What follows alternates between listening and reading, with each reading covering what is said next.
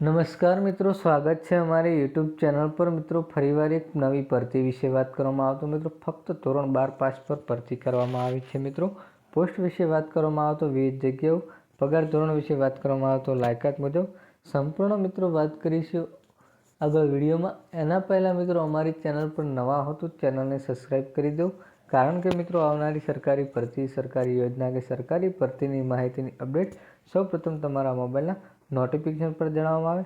તો મિત્રો જોઈ લઈએ ધોરણ 12 પાસ પરની સંપૂર્ણ વિગતવાર માહિતી આગળ વિડીયોમાં।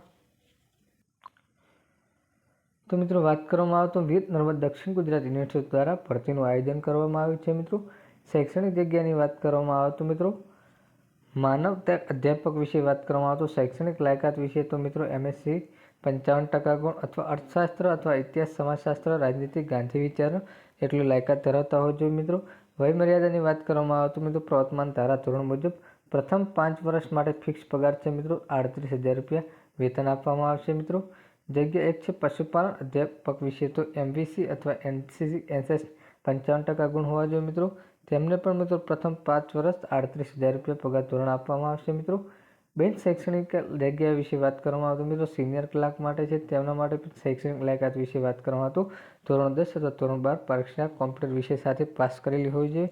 મિત્રો તેમની ઉંમર 18 થી 35 વર્ષની હોવી જોઈએ।